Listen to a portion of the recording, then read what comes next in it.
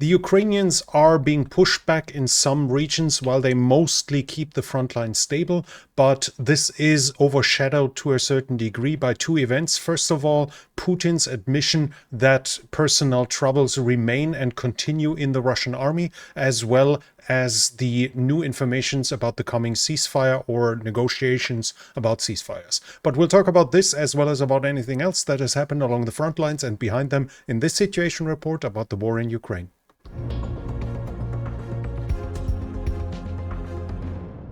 Surfshark VPN is sponsoring this channel for this month. If you want to bypass geo-blocking or hide your internet activity all with a convenient app, then use Surfshark VPN for just $2.09 a month by using my link. You get 4 months extra as well. Thank you, Surfshark, for sponsoring this channel. We'll start off with the events in Kursk. And here we have the Russians advancing in the northern part of the Ukrainian salient. The Russians roughly took this area here over the past few days. We have a geolocation of them reaching west of that road here, the forest line. This is on the map more or less at this point here. So the gray zone should probably be extended a little further west, even though the pro-Ukrainian deep state map has already admitted that roughly this area here has been lost. The actual movement should probably be a little more like this. The further south, the Ukrainians are still inside of Russia.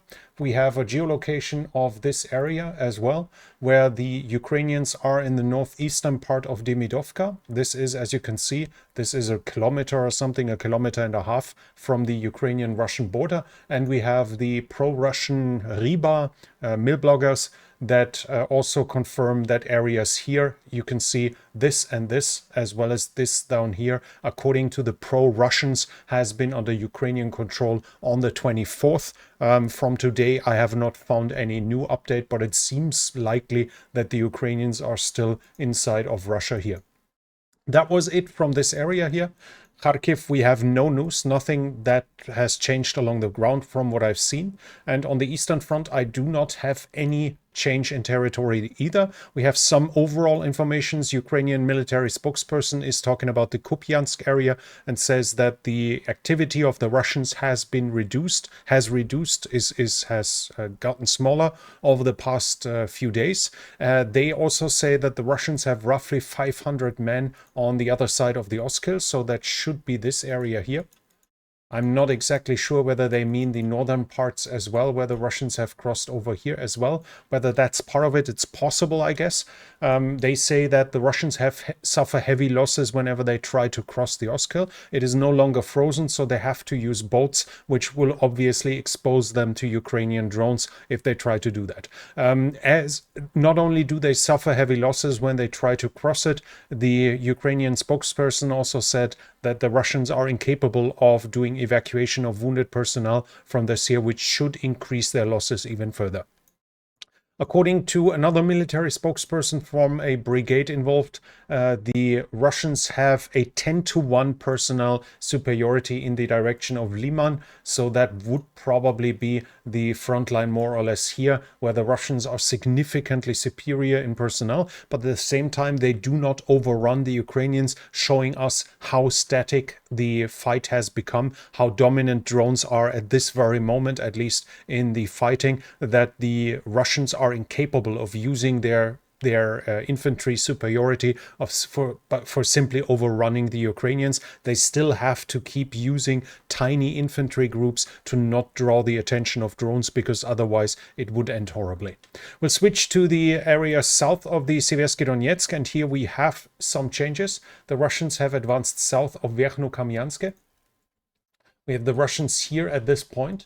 On the map, this should be more or less at this point, and as you can see, this is quite a piece away from where the pro-Ukrainian deep state map sets the Russian positions. We had the Russians recently here, if I remember correctly. I think we had them up here as well, so in various points further west. So I took maps from two pro-Russians.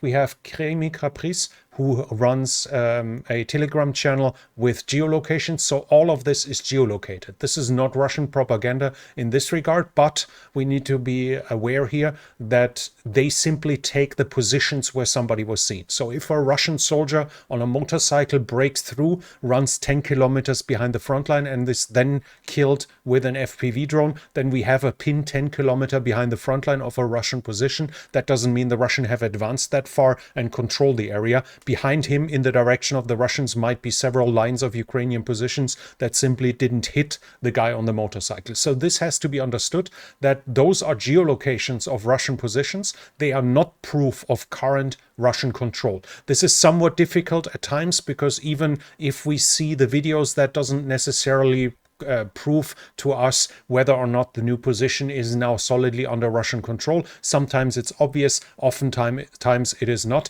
as often the videos end with the impact of the FPV drone and we don't necessarily even see the result of the strike. So this is somewhat difficult, but these here are the furthermost positions that were spotted by the Russians, that were spotted with geolocations recently, especially these here north of Verkhnoukamyansk and the south, compared to this from the deep state map.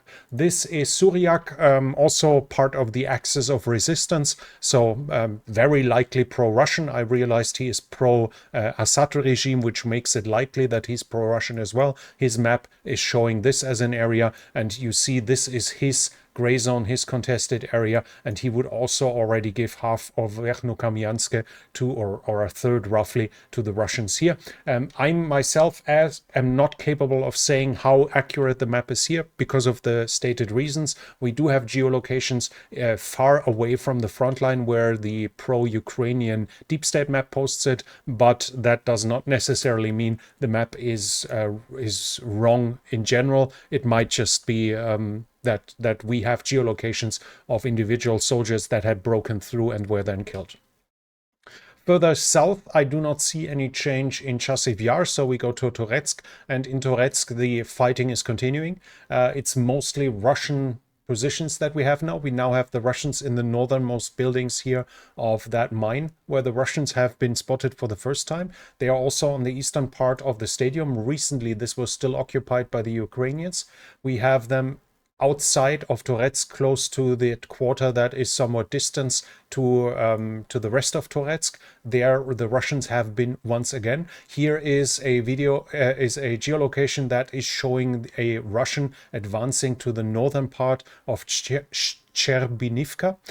In this case, though, again, this is the example. This is a motorcycle being struck with an FPV drone. This does not mean that there is any presence anywhere close to this. This might just be a Russian soldier that tried to break through and somehow find a place to hide here. We do not know, but to draw the front line at this point would definitely not, or would very likely not be accurate. The position that we had here was about there. Then we have further geolocations to the south. Here the Russians are operating in that southern part of Cherbinivka, or I don't know if that counts for Leonidivka. Here recently we had the Ukrainians taking prisoners here, so this area is still contested. Both sides are operating here, and we have the Ukrainians in the center of Oleksandropil. That's also geolocated, and Oleksandropil is down here in the south. We see that the deep state map is now showing this as contested. Recently the Russians had reached the northernmost houses of Oleksandropil. Now we have the Ukrainians inside of it, confirming a continued Ukrainian presence.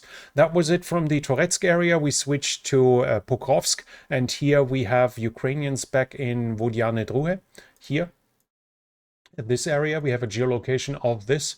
But that's it, all from Toretsk. I cannot see any other change in territory. No, neither advances by the Ukrainians nor by the Russians. So the front line towards Pokrovsk seems to be mostly stable. Ukrainians in the locations are saying that the Russian attacks are intensifying again, but they're still not as intense as they have been in February of 2025. So it's still on a far lower level than it has been before.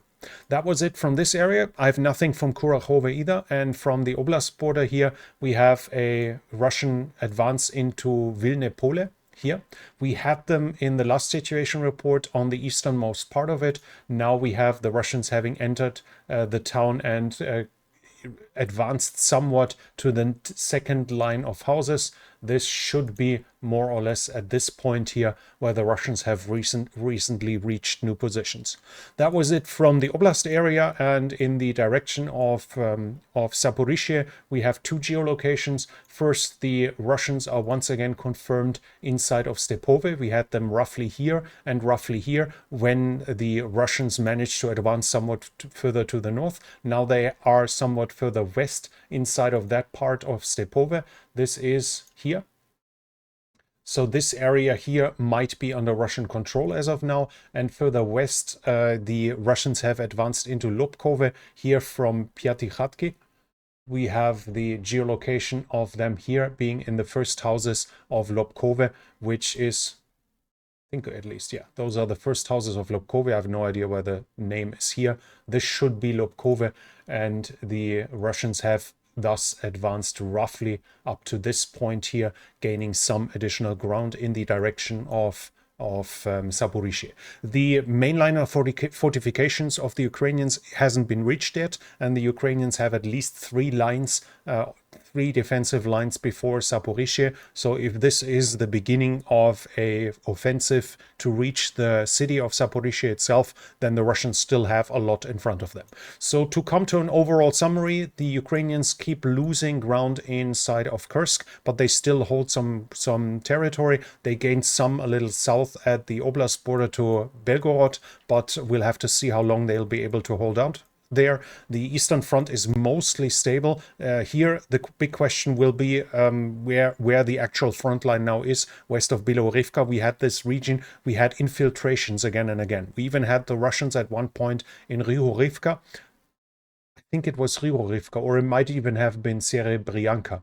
Can't remember, but there it was later reported that it was 2 or 3 Russians that managed to cross into it by foot, and even the Russians themselves admitted that this is not a proof of their occupation of that area. So this has to be kept somewhat, we will have to keep an eye on this in the future, whether or not the Russians manage to gain significant ground there or not. Chasiv Yar is holding so far, and the Ukrainians are slowly being pushed back into Toretsk.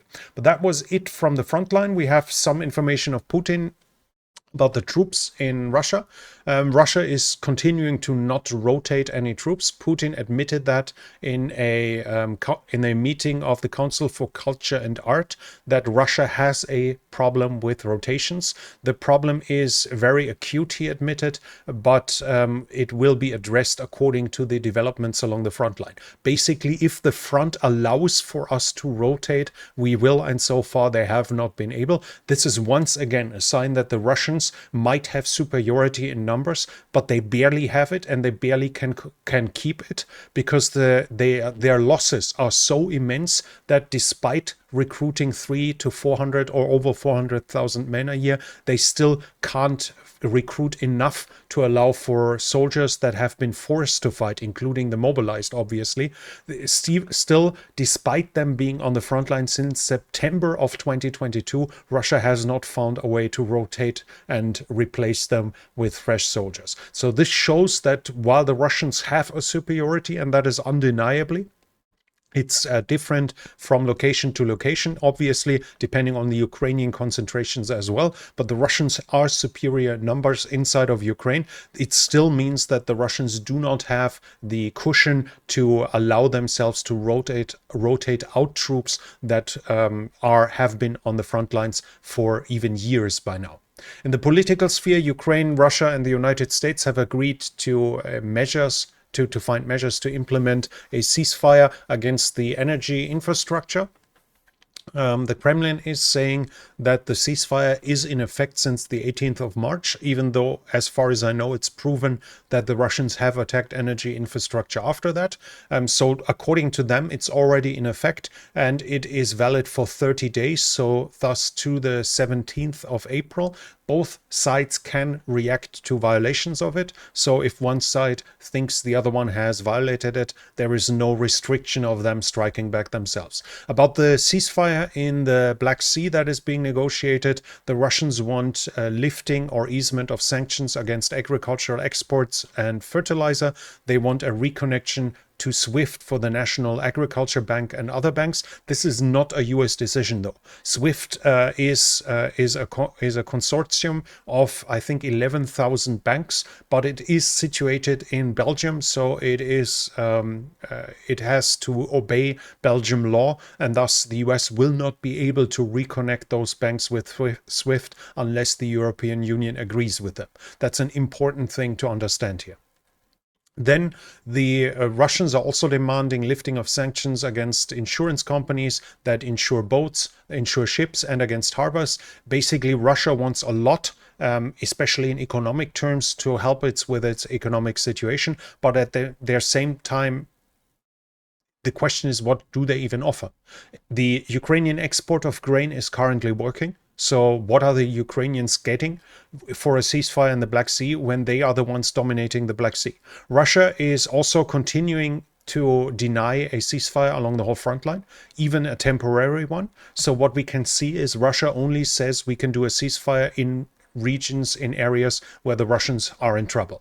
The refineries are continued to be attacked. The Ukrainians destroy oil storage facility after the other, which is a problem for the Russian oil wells, as they can't limit them, they can't regulate them. They have to store the oil if they can't sell it, and for that they need storage facilities. So if the Ukrainians destroy them, that limits the flexibility of the Russians to export their oil. The Russians are thus under pressure when it comes to their oil industry. So they seem to be willing to make a ceasefire in that region. The Ukrainians have basically pushed them out of the center and the western part of the Black Sea. They're also willing to do a ceasefire, but in areas where the Russians feel they have the upper hand, no willingness for a ceasefire is visible. And also not visible is a US pressure in regards to Russia. The US so far have only pressured the Ukrainians, but not the Russians. There's also the good thing, I guess. The US said they want to help with the exchange of prisoners of war, with the freeing of civilian incarcerated, and for the return of Ukrainian children. But the important thing here is they want to help. So it's not that the US said we will do that and the Russians will hand those over, but they say non-committal, basically. We want to help, showing once again that so far the US administration has not put any serious pressure, any pressure to that can be seen towards the Russians. And at the same time, we have Bloomberg in an article about the current situation, that the US understands that its allies in Europe, as well as the Ukrainians, might rather continue fighting than achieve and accept a bad deal. And then we have this here: the US intelligence community also continues to see a risk that Putin may resort to nuclear weapons. Russia's inability to achieve quick and decisive battlefield wins, coupled with Ukrainian strikes within Russia, continues to drive concerns that Putin might use nuclear weapons, according to the assessment. So this again shows that Jake Sullivan apparently has never left the White House, with him being afraid of nuclear weapons. And it also gives us an indication to that the Russians have probably heard what what Trump said in the meeting in the White House, where he twice said in the direction of Zelensky, "You're gambling with World War III." So once again, the fear of Russian nuclear weapons seems to be continuing. But that was it for today's situation report. If you like this report, please give it a thumbs up. It helps with the algorithm. Leave a comment if you have anything to add.